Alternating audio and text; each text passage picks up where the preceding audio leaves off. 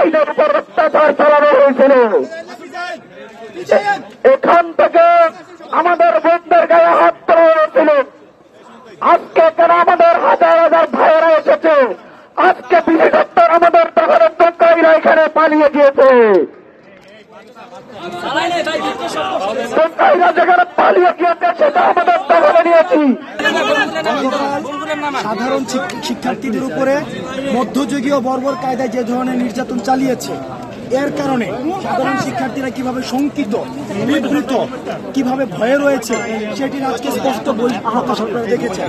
আমরা ট্রেনিং প্রাপ্ত আমরা সন্ত্রাস না, কিন্তু গতকাল আমাদেরকে যেভাবে আক্রমণ চালিয়েছে, এই আক্রমণগুলো আর্ম ফোর্সেসের যারা ট্রেনিং প্রাপ্ত, এই ট্রেনিং প্রাপ্ত অস্ত্র সন্ত্রাসী দিয়ে আমাদের সাধারণ শিক্ষার্থীরা যারা টেবিলে লাইব্রেরিতে পড়াশোনা করে তাদের উপরে হচ্ছে আক্রমণ চালিয়েছে, যেটির কারণে সাধারণ শিক্ষার্থীরা ভীত সন্ত্রস্ত।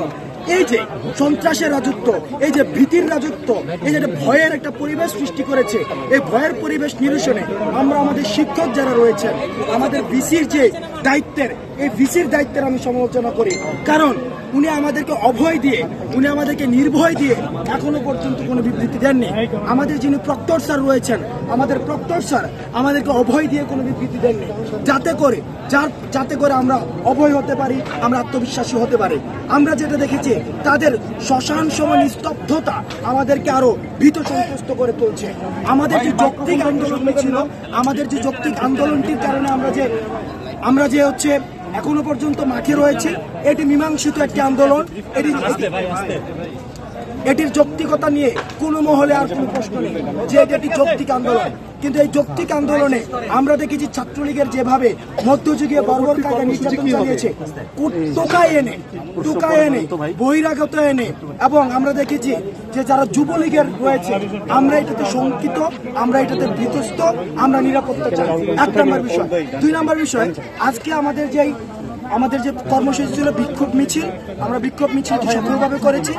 আমরা দেখেছি বিক্ষোভ মিছিলে নানাভাবে আমাদেরকে হয়রানি করা হয়েছে। বিভিন্ন জায়গায় বাস দিয়ে, বিভিন্ন লোকাল বাস দিয়ে টোকাই এনে ক্যাম্পাসে জড়ো করা হয়েছে, সেটির আমরা প্রতিবাদ জানাই। কারণ শিক্ষার্থীদের মিছিলে, শিক্ষার্থীদের প্রোগ্রামে টোকাই এনে, বাস টোকাই এনে বিরিয়ানি প্রোগ্রাম করা হয়। ছাত্র পিটানোর পরে রাজুতে বসে বিরিয়ানি প্রোগ্রাম করা হয়, যেটি আমাদেরকে লজ্জিত করে। আমরা চাই এটির সুষ্ঠু একটি বিচার।